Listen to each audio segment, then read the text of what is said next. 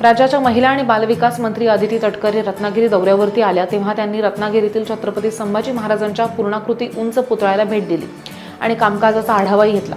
ह्या पुतळ्याला भेट देऊन त्यांनी समाधान व्यक्त केले। यावेळी रत्नागिरी नगर परिषदेचे प्रशासकीय अधिकारी सुद्धा उपस्थित होते आणि त्यांच्याकडून त्यांनी संपूर्ण कामकाजाची माहिती सुद्धा घेतली आहे।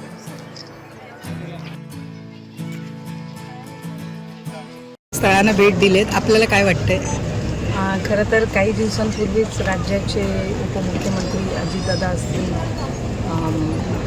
तटकरे साहेब असतील, तर काही मान्यवर यांनी इथे या सर्व म्हणजे तारांगण असेल, प्लॅनेटोरियम असेल, त्या उद्यान असेल, आपली छत्रपती शिवाजी महाराजांची शिवसृष्टी असेल, ही छत्रपती संभाजी महाराजांचं स्मारक आणि उद्यान असेल, याला भेट दिलेली होती। आणि उदय सामंत साहेबांनी गेल्या या 3-4 वर्षामध्ये या कालावधीमध्ये ही जी काही त्यांनी स्थळं आणि वेगवेगळे म्हणजे तसं पाहायला गेलं तर प्लॅनेटोरियम मला वाटते कोकणामधलं पहिलंच 3D असं प्लॅनेटोरियम ते असेल। त्याचबरोबर छत्रपती शिवाजी महाराजांची, छत्रपती संभाजी महाराजांची त्यांनी एक शिवसृष्टी असेल आणि त्यांच्या एकंदरीत कारकिर्दीचा एक मागोवा घेणारे जे हे स्मारक या निमित्ताने त्यांनी उभारलेलं आहे ते पाहण्याच्या दृष्टिकोनातून आज इथे येण्याची मला संधी मिळाली आणि मी त्यांचं आपल्या सगळ्यांच्या माध्यमातून सुद्धा अभिनंदन करेन। मी सुद्धा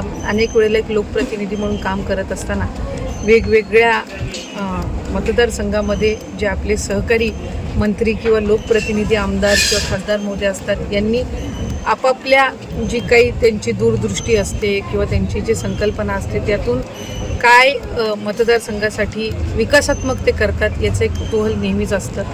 आणि दादांकडून आणि तटकरे साहेबांकडून काही दिवसांपूर्वी झालेल्या कार्यक्रमानंतर जी प्रशंसा ऐकली, मी सामंत साहेबांना विनंती केली की मलाही त्या ठिकाणी ते पाहायचं आहे, कारण मी सुद्धा श्रीवर्धनमध्ये आमचं श्रीवर्धनच्या बीचचं सुशोभीकरण असेल, आमचं एक कासव संवर्धनाचं एक तिथं टर्टल बेस्ड म्युझियमचं काम सुरू आहे, सुपारी संशोधन केंद्राचं काम सुरू आहे, हरिहरेश्वरचं आम्ही एक नव्याने आराखडा तयार करत आहोत आणि शिवसृष्टी छत्रपती शिवाजी महाराजांची माझ्या मतदारसंघातल्या 5ही तालुक्यांमध्ये त्याचं काम हे प्रगतीपथावर आहे। आणि मग त्या दृष्टिकोनातून वेगवेगळ्या ज्या संकल्पना असतात, ज्या जिथं साकारल्या गेलेल्या असतात, त्याचंसुद्धा साधारणपणे आपण बघावं, त्यातूनही काही प्रेरणा घ्यावी, आणखीन काय आपल्याला त्याच्यामध्ये करता येईल आणि त्या दृष्टिकोनातून आज इथं येण्याची संधी मिळाली।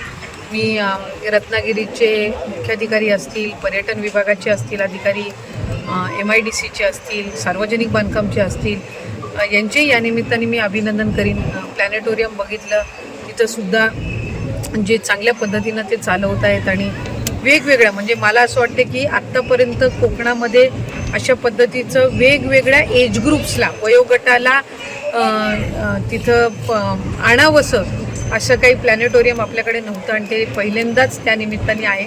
दुसरी एक अतिशय मला जी गोष्ट तिथं भावली ती म्हणजे रत्नागिरीचं वैशिष्ट्य जे आहेत, जी मंदिरं असतील किंवा जी स्थळं असतील, स्मारकं असतील, त्याची एक चांगली प्रतिकृती अशी एक संबंध त्यांनी जे एक दालन त्याचं एक स्वतंत्र तयार केलेलं आहे। मला वाटतं आल्यानंतर रत्नागिरीमध्ये जी जी काही वैशिष्ट्य आहेत ती त्या दालनामध्ये आपल्याला पाहायला मिळतात। त्यामुळे ही संपूर्ण जी संकल्पना आहे ती एका बाजूला ठेवणं हे एक असतं, पण ती प्रत्यक्षात उतरवणं याला एक विशेष महत्त्व असतं आणि ते त्या निमित्ताने आज पाहायला मिळालं। मी सगळ्या ज्या यंत्रणा याच्यामध्ये ज्यांनी काम केलं त्यांचं अभिनंदन करीन। आपल्या माध्यमातून रत्नागिरी जिल्ह्यामध्ये, शहरामध्ये राहणाऱ्या नागरिकांना मी विनंती करीन की ही जी सगळी स्थळं आहेत ही खऱ्या अर्थानं एका बाजूला आपलं वैभव वाढवणारी तर आहेतच, पण त्याचबरोबर आलेले येणारे जे पर्यटक आहेत यांना आणखीन आपल्याला आकर्षित करायचं असतील तर ही सर्व परिसर स्वच्छ ठेवण्याची जेवढी शासनाची जबाबदारी आहे, प्रशासनाची आहे, तेवढीच नागरिक म्हणून आपल्या सगळ्यांची सुद्धा आहे। आणि मला खात्री आहे की रत्नागिरी जिल्ह्यामध्ये पर्यटन हे अनेक आपल्या बीचेसवर असतंच, पण हे जे काही स्थळं ही जी निर्माण झालेली आहेत याच्यातून आणखीन मोठ्या पद्धतीनं आपल्याकडे येणाऱ्या पर्यटकांची आणि शिवभक्तांची संख्या वाढणार आहे। त्यामुळे मी मनापासून उदय सामंत साहेबांचेही अभिनंदन करीन आणि सर्व ज्या शासकीय यंत्रणा आहेत त्यांनाही मनापासून शुभेच्छा।